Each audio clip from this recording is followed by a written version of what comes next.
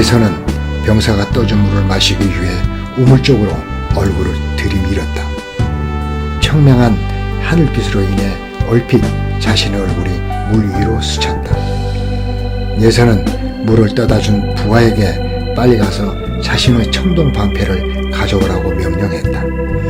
허겁지겁 가져온 청동 방패를 거울 삼아 들여다보았다. 참으로 오래간만에 보는 자신의 모습이었다.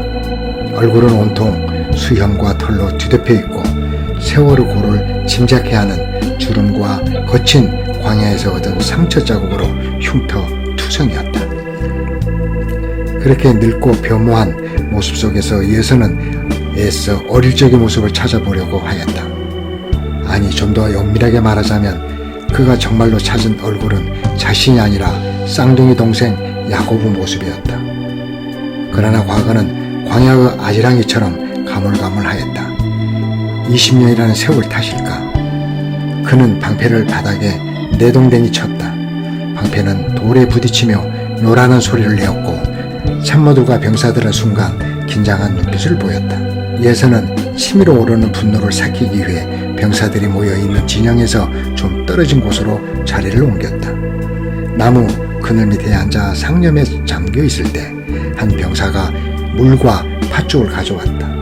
팥죽을 보자 20여 년 전 그 일이 불쑥 기억을 헤집고 솟아나왔다. 그때 야곱은 팥죽 한 그릇을 주면서 자기에게 장자권을 팔라고 했고 예서는 반 농담으로 그러자고 했던 것이다. 그것이 어떤 약조나 법적인 강제력이 있는 것도 아닌데 결과적으로 그렇게 되고 만 것이다. 그것은 끊임없이 형의 유치와 축복권을 노렸던 동생 야고보 개척이었다. 예서는 그 기억을 떨쳐버릴 수가 없었다. 자신의 실언도 후회스러웠지만 동생의 교활함을 여실히 입증하는 상징적인 사건이기에 예서는 팥죽만 보면 그 생각이 났던 것이다. 그는 20년 동안 오직 동생에 대한 복수심과 축복권을 되찾겠다는 일념으로 칼을 갈아왔다. 야곱만 없어져 준다면 결국 장자는 자기밖에 없지 않겠는가. 손꼽아 기다리던 날이 이제 눈앞에 다가온 것이다. 야곱이 그의 소유와 밧단 아람에서 얻은 짐승을 이끌고 가나안 땅으로 오고 있다는 정보를 얻고 예서는 에돔들의 진을 치고 야곱과의 일전을 위해 기다리는 중이었다. 눈에 보이는 모든 사물이 야곱과 얽힌 사연들로 겹쳐지면서 예서의 중호심을 부추기고 있었다. 야곱은 야복나루 근처에 진을 치고 있었다. 수많은 식솔과 재산을 가진 어엿한 족장으로 발돋움한 야고보 얼굴도 이제 대장부로서의 위용과 파랑만장한 격려를 심착해 하는 성숙한 분위기가 엿보였다. 저녁 식사를 마친 뒤 저물어가는 해를 보면서 야곱은 사랑하는 아내 라헬과 함께 강가에 앉아 있었다. 라헬이 물었다. 무슨 생각을 하고 있었나요? 20년 전의 일이요. 내가 부에셀바를 떠나 하란으로 간 지 만 20년이 지났어. 그때도 나는 형 예서를 피해 야반도주를 했었는데 외삼촌 나반, 당신은 부친 집에서 나올 때도 역시 도망쳐 나오지 않았어. 내 인생이 어쩌다 이 지경이 됐는지 모르겠어. 라헬은 아직도 남편의 심정을 다 헤아리지 못하였다. 얼마 전에 라헬에 붙인 나반의 종들을 이끌고 길르앗산까지 쫓아왔었다. 나반은 잃어버린 신상 드라뱀을 찾기 위해서였다. 라헬이 훔쳤다는 사실을 모르는 야곱은 라반이 수색 끝에도 찾아내지 못하자 역정을 내며 외삼촌이자 장인인 라반을 비난하였다. 야곱은 라반의 집에서 불을 얻긴 하였으나 그것은 하나님의 축복이 아니었으면 결코 얻을 수 없었다는 것을 알고 있었다. 왜냐하면 라반이 야고보 품값을 10번 더 넘게 변경하여 조금이라도 자기 재산이 충나지 않도록 애를 썼기 때문에 야가 빠진 야곱조차도 장인의 수없는 속임수와 교활한 술책에 이제 진절머리가 났다. 하지만 드라빈 분실 사건은 오히려 서로 화해하는 전화위복의 계기가 되었고 장인이 화평하게 되돌아갔던 일이 바로 며칠 전의 일이었다. 라헬은 드라뱀을 자기가 훔쳤다는 것을 남편에게 차마 이야기할 수 없어서 때를 보아 오던 차였다. 하지만 야고보 얼굴에 가득 찬 수심을 보면서 라헬은 또다시 주저하고 있었다. 드라빔 사건은 잘 해결되었잖아요. 아버님도 편안히 되돌아가셨고 하란에서 도망쳐 나온 일도 이제 마음 쓸 일 없게 되었으니 결과적으로 모든 게 잘 되었지요. 야곱도 라헬의 위로가 죄책감 때문인 줄은 모르고 오직 남편 걱정에 염려의 말을 해주는 것으로만 이해했다. 어쨌든 가장 사랑하는 아내라고 할지라도 인생의 고독은 함께 할 수 없다는 것을 경험으로 깨달은 야곱이 라헬의 얼굴을 무끄러미 쳐다보았다. 강물은 말없이 흐르지만 많은 이야기를 담고 흐르는 듯 하였다. 노을빛에 번들거리는 물결이 끊임없이 이어지듯이 야곱의 상념도 끊임없이 이어졌다가 끊기고 또 이어지곤 하였다. 야곱은 그 가운데 한 가지를 붙잡고 라헬에게 들려주었다. 라헬에게 꼭 들려줘야 할 이유도 없고 어쩌면 과거에 지나가는 말로 이미 들려준 적이 있는 이야기인지도 모른다. 그럼에도 야곱이 이야기를 꺼내는 이유는 사실 자신의 복잡한 심경을 정리해 볼 생각이었다. 라헬, 내가 당신을 만나기 전에 가나안 땅에서 하란까지 2000리길을 홀로 걸었던 적이 있었어. 쌍둥이 형 예서의 축복을 가로채고 아버지를 속인 죄의 대가로 정든 고향 땅을 떠나야 했던 거요. 양식 보따리를 챙겨주면서 눈물 지으시던 어머니 모습이 선한데 어머니의 인정도 지켜보지 못한 불효자식으로 이제까지 살아왔단 말이요. 집을 떠날 때 한 달가량을 홀로 걸으면서 날마다 울었어. 무서워서 울고 그리워서 울고 고독해서 울었어. 내 인생의 미래에 무엇이 있을까? 그때 나는 하나님을 처음 만났고 부친과 조부 하나님께서 나의 미래를 축복해 주어서 삶의 용기를 가졌던 것이요. 장인 어른의 집에서도 서러울 때마다 오직 하나님의 약속을 붙들고 악착같이 살아왔는데 오늘은 그 모든 것이 부질없다는 생각이 드는 거예요. 내가 축복받기 위해 장자유치를 빼앗은 뒤에는 부모와 이별하고 형과 원수지간이 되는 비싼 대가를 지불해야 했고 이제 고향 땅에 돌아간들 날 기다리고 있는 것은 날 죽이려고 기다리는 쌍둥이 형밖에 없으니 도대체 내가 무엇을 얻기 위해 살았고 또 앞으로는 어떤 일들이 내 앞에 닥칠지 회의적인 생각만 드는 거요. 이야기를 듣고 있던 라헬은 남편이 왜 그렇게 항상 외로워 보였는지 이제서야 이해할 수 있게 되었고 야곱에 대해 한없는 연민이 솟았다. 이제 드라빔 사건 때문에 죄책감에 사로잡혔던 것은 뒷전이 되고 어떻게 하면 남편에게 용기를 주어야 할지 고민하고 있었다. 어쩌면 야곱의 고독한 뜰에는 아무도 범접할 수 없는 어떤 장벽이 가로놓인 듯 하였다. 아마도 그 울타리는 야훼 하나님만의 영역인지도 모른다. 라헬은 자신의 능력으로는 어떤 도움도 줄 수 없다는 것을 직감했다. 마치 상처 입은 야생 짐승이 꼼짝 않고 스스로 치료하는 생체 능력에 의존하듯이 그냥 홀로 있게 하는 것이 최선의 방법인 것을 알면서도 몇 마디 격려의 말을 꺼냈다. 하란으로 가는 길에 만났던 하나님이 고향 땅 가나안으로 돌아가는 길에도 있지 않을까요? 우리는 어떤 일이 벌어져도 당신을 신뢰하고 따르겠어요. 말은 그렇게 하였지만 라헬도 앞으로 어떤 일이 벌어질지 두려웠다. 밤이 깊어질수록 야곱의 사색과 고독의 빛깔도 깊어만 갔다.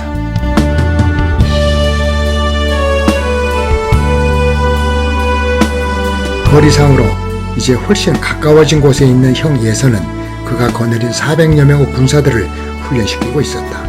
주간 전투와 야간 습격 등 모의 훈련을 지시하는 예서의 고함 소리는 여느 때보다도 격앙되어 있었다. 공중을 가르는 그의 칼날은 이전보다 더욱 예리하고 날카로웠다. 부하들은 예서 대장과 관계에 기가 눌려 적병보다도 예서를 오히려 더 두려워했다. 모의 훈련일지라도 보호장구도 변변치 않아 부상당하는 일들이 심심치 않게 발생하곤 하였다. 연일 계속되는 훈련에 다들 힘겨워하고 있어서 안전사고도 자주 발생했다. 그날도 부상병이 발생하였고 팔에 부상을 입은 한 병사가 응급치료를 받기 위해 옮겨졌다. 20여 년 동안 여러 차례 기회를 만들어 보려고 시도해 보았지만 외삼촌 라반의 집에 공격할 수는 없었기에 예서는 야곱이 돌아올 날만 손꼽아 기다려온 것이다. 이제 하루만 지나면 뻔뻔하게 생긴 자신의 또 다른 얼굴을 대하게 될 것이다. 흥분과 회한에 엇갈리는 감정을 주체할 수 없었다. 가만히 앉아서 기다리자니 꼬리를 물고 일어나는 고통스러운 기억으로 분노가 폭발할 것만 같았으므로 차라리 훈련의 열중에 생각을 떨쳐버리려 했다. 그러나 사병 한 명이 부상을 당하는 바람에 훈련이 중단되었다. 예서는 자신의 장막에 들어가 횃불을 밝혔다. 아까 자신이 먹지 않고 두었던 팥죽 그릇이 한쪽 구석에 정성스럽게 놓여져 있었다. 예서는 당번병을 불러 그릇을 치우게 했다. 하지만 생각은 그릇처럼 쉽게 치워지지 않는 법이다. 예서는 지금까지 살아온 자신의 인생을 되짚어 보았다. 오로지 쌍둥이 야곱과의 경쟁, 그 이상도 그 이하도 아니었다. 어머니 뱃속에서부터 치고받았던 그들은 세상에 나와서도 여전했다. 기질이 달라서 덜 부딪히긴 했지만 또 그 다른 기질 때문에 서로 융화되거나 편성하지 못하고 끝까지 대립하는 결과가 되기도 했다. 예서는 아버지 기질을 타고났고 야곱은 어머니 기질을 타고났다. 부모님에게서는 서로 다른 그 기질이 조화를 이루었지만 불행하게도 형제간에는 충돌의 요인이었다. 예서는 어머니 비호 아래 자란 동생을 싫어했고 그의 섬약한 기질도 싫어했다. 그리고 항상 자신이 남성적이며 동생보다 우월하다고 생각해왔다. 장자권을 훔쳐가기 전까지만 해도 예서는 야곱을 상대로 생각하지 않았다. 그런데 자신이 아버지 이삭에게 갔을 때는 그 야비하게 짝이 없는 동생이 아버지를 속여 축복을 가로챈 뒤였다. 이미 야곱에게 다 축복해 주어 너에게 축복할 말이 없다는 아버지의 말은 평생 예서의 가슴에 사무쳐 왔던 것이다. 그 후 예서가 인생을 살아온 이유가 있다면 그것은 오직 한 가지, 복수심 때문이었다. 그 목적을 이룰 수 있게 된 마당에 예서는 20년 동안 한 번도 생각해보지 못한 어떤 두려움이 마치 장막 주변 어디선가 독사라도 나올 것 같은 찜찜한 기분이었다. 왜일까? 병사의 부상 때문인가? 아니면 팥죽 그릇 때문일까? 이 세상에 두려운 건 아무것도 없었다. 이제야말로 목적을 이룰 수 있게 되었는데 갑자기 예서는 허탈해지는 느낌이었다. 야곱을 죽이고 나면 그 다음에는 무슨 목적으로 살지? 그의 존재의 이유는 오직 야곱 때문이었다. 적이 사라지면 군대도 필요 없듯이 야곱을 죽이는 목적을 이룬 뒤 무엇을 하며 살아야 하는지는 미처 생각해보지 못한 것이다. 복수해야 하는 자신의 존재마저 있게 한 유일한 목적이었다.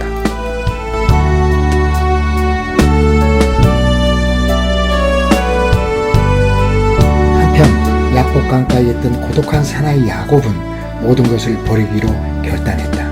자식도 아내도 재산도 지금 그에게는 아무런 의미도 도움도 되지 않았다. 야곱은 무엇을 두려워했을까? 잃는 것, 죽음, 그 어느 것도 아니었다. 그것이 무엇인지 자신도 알지 못해 미칠 지경이었다. 그는 재산을 나누어 세일 땅 에돔들에 있는 형 에색에 보냈었다. 싸울 만한 상대도 되지 않겠지만 자신은 전혀 싸울 의사가 없다는 것을 전하는 것이었다. 이 세상에 태어나서 처음으로 상대방에게 숙이고 들어간 것이다. 그것은 그가 예색에 보낸 편지에 잘 나타나 있었다. 예서를 자신의 주라고 표현한 것은 어찌 보면 비굴하다는 인상까지 들었으나 야곱은 그만큼 낮아져 있었던 것이다. 늘 그러하듯이 하나님은 야곱이 기고만장할 때가 아니라 철저하게 낮아질 때 찾아오셨다. 그날 밤 야곱은 아내와 두 여종과 11명의 아들을 데리고 야복강을 건넜다. 그들을 데리고 강을 건넌 다음 야곱은 혼자 남아있었다. 그곳에서 야곱은 어디선가 갑자기 나타난 사람과 동이 트기까지 씨름을 했다. 그분은 동이 밝아오니 이제 그만 놓으라고 했지만 야곱은 자기에게 복을 빌어주지 않으면 놓아주지 않겠노라고 때를 썼다. 일이 이쯤되자 그분이 야곱에게 물었다. 내 이름이 무엇이냐? 야곱입니다. 너는 하나님과 겨루어냈고 사람과도 겨루어 이긴 사람이다. 그러니 다시는 너를 야곱이라 하지 말고 이스라엘이라 하여라. 당신의 이름이 무엇인지 가르쳐 주십시오. 내 이름은 무엇 때문에 물어보느냐? 하고는 그분은 야곱에게 복을 빌어 주었다. 내가 여기서 하나님을 대면하고도 목숨을 건졌구나. 야곱은 그곳 이름을 분이엘이라고 불렀다. 그가 다친 다리를 절뚝거리며 분이엘을 떠날 때 해가 떠올랐다. 부상 때문에 몸은 힘들었지만 마음은 기쁨과 평안으로 한없이 벅차기만 했다. 놀라운 일이었다. 어젯밤까지만 해도 번민과 공포에 휩싸여 출구를 찾지 못하였는데 아직 아무 문제도 해결되지 않았음에도 불구하고 야곱에겐 희망과 용기가 생겨났던 것이다. 이제 야곱은 형 에서를 만나기 위해 걸음을 옮겼고 에서도 야곱을 만나기 위해 한 걸음 다가왔다. 에서가 400명의 군대를 거느리고 야곱을 향해 달려왔다. 하늘이라도 무너뜨릴 기세였다. 야곱의 가족들은 생전 보지도 못한 광경에 그만 어리나갔다. 이제 죽는구나 하는 생각밖에 아무 생각이 없었다. 야곱은 처자를 뒤로 두고 황급히 달려나가 에서 앞에 무릎을 꿇고 7번 절을 했다. 그것은 에서의 칼이 자신의 목을 내리칠 기회를 7번이나 주었다는 의미이기도 했다. 이미 목숨을 포기한 야곱의 마음은 평온하기 그지없었다. 야곱의 행동을 지켜보던 에서는 손에 든 칼을 땅에 던졌다. 야곱이 용기를 내서 에서에게 다가가자 에서는 허망한 표정으로 야곱을 끌어안았다. 그들은 한참 동안이나 아무 말도 하지 않고 한없이 울기만 하였다. 증오심은 다 어디로 간 것일까? 두려움과 고독 그리고 미움은 모두 눈물과 함께 사라져버렸다. 그들은 서로에게 이 세상의 유일한 피부치였다. 증오심 넘어 아무도 모르게 숨겨왔던 혈우정과 형제애가 봄을 터지듯 눈물과 함께 쏟아져 나왔다. 20년 동안이나 애써 부인하며 참았던 회하는 눈물이었다. 이제 한 동네에 살면서 쌍둥이 형제는 누가 더 사랑을 나누어주는 사람인가를 따지는 사랑과 경쟁자로 변모하였다. 야곱은 그것이 바로 하나님이 자신에게 준 축복이었다는 것을 깨달았고 에서도 인생의 목표를 야곱으로 삼았다. 그러나 이제 증오와 경쟁의 대상이 아니라 사랑의 대상으로서 그들은 가끔 야복 강가로 함께 나가 과거를 떠올리며 멋쩍게